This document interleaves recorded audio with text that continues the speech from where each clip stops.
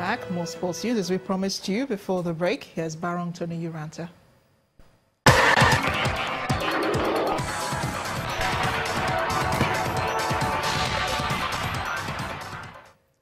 Thank you, Amarchi, and at least we're not going to be playing Argentina or Russia in our opening game. Meanwhile, the Confederation of African Football, CAF, will give $500,000 to each of the continent's World Cup teams. Egypt, Morocco, Nigeria, Senegal, and Tunisia will receive the money ahead of next year's finals in Russia.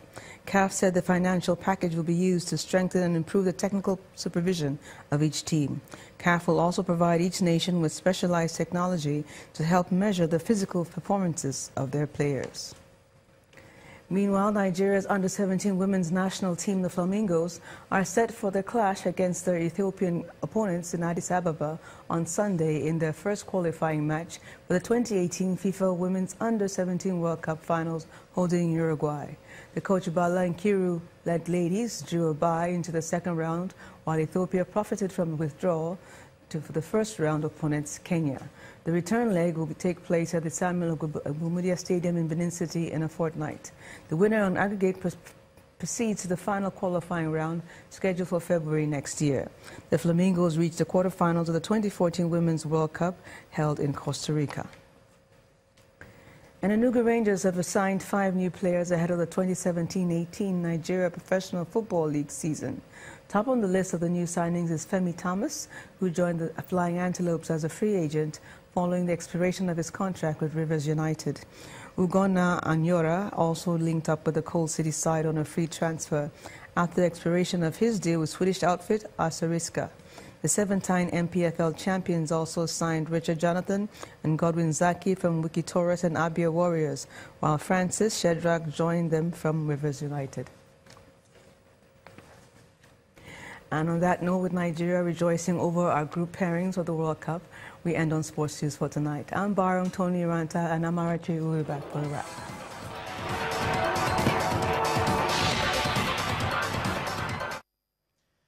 Zimbabwe's new president, Emerson Mnangagwa, today appointed senior military officials into his cabinet. Major General Subisiso Moyo was appointed foreign minister, and Air Marshal Perence Shiri was handed the sensitive land portfolio. Most Zimbabweans remember Moyo as the khaki-clad general who announced the military takeover on November 15th, while Shiri is feared and loathed by many as the former commander of the North Korean-trained 5 Brigade that played a central role in the massacre in 1983 that left an estimated 20,000 people dead. Though he appointed no Grace Mugabe loyalists, many Zimbabweans are disappointed, having expected a break from the past. The cabinet is uninspiring. It has got obviously also a significant number of the military component. We noticed that the new Minister of Foreign Affairs is coming straight from the Zimbabwe National Army, Major General Subisiso Moyo. We also noticed that the new Minister of Agriculture and Land is coming straight from the Air Force of Zimbabwe, Air Marshal Perence Shiri. So it's really a cabinet that I would say is like putting old wine in new bottles. It is like showing the reverse side of the same coin.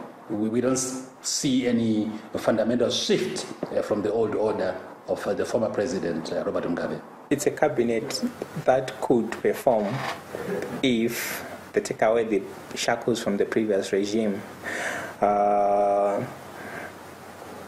We think it's a cabinet that can move Zimbabwe forward, but if Michael Flynn, U.S. President Donald Trump's former national security advisor, has pleaded guilty to making false statements to the FBI in January. He admitted to 1 count of knowingly making false, fictitious and fraudulent statements. The charges were brought by Special Counsel Robert Mueller as part of his investigation into alleged Russian meddling in the 2016 U.S. election. In court today, Flynn was reportedly asked by Judge Rudolph Contreras if he wished to plead guilty, and he responded with the words, "Yes, sir." In entertainment news tonight, international gospel acts, including Don Wen, Donnie McClurkin, Nathaniel Bassey, and many others, converge on Lagos, southwest Nigeria, for the 12th edition of the annual Praise Jam, The Experience. Mayowa Gundeli has more.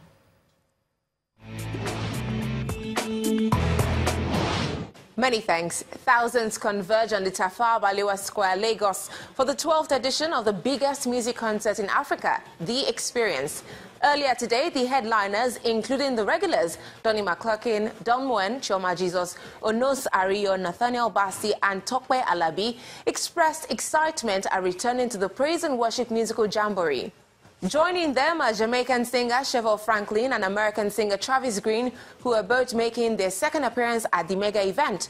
German artist Emmanuel Drominski, as well as contemporary Nigerian saxophonist BJ Stax, make their debut at the event, which the host, Pastor Paul Adifarasin, calls a unifying platform for Nigerians from different tribal, religious, and even political backgrounds.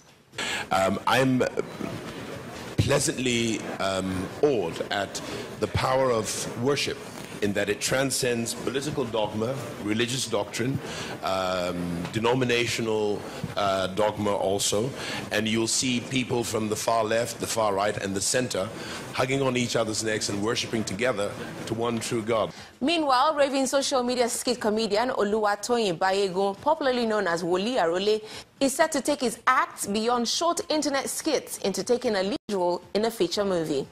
The comedian, who had before now made cameo appearances in some other movies, announced in Lagos, southwest Nigeria, that he has recruited the services of top Nollywood acts, including Afiz Oyetoro, popularly known as Saka, Segun Arinze, and many others for the movie titled The Call. The movie will be shot in Ibadan and directed by James Abinibi. That's it from me. Let's head back to the main news. Thanks a lot, Mayo. Channel Television's political satire, The Other News, returns for the second season after a successful first. The program is retaining its Thursday 7:30 p.m. spot starting from December 7th. The Other News is designed to enlighten the public and encourage political participation using humor and not-so-conventional storytelling techniques to deliver news stories. And the main news again. At least 5 police officers were killed today when security operatives and suspected herdsmen clashed in Numan Council, Adamawa State. That is the news at 10 tonight. Thank you for watching. I am Amarachi Ubani. Good night.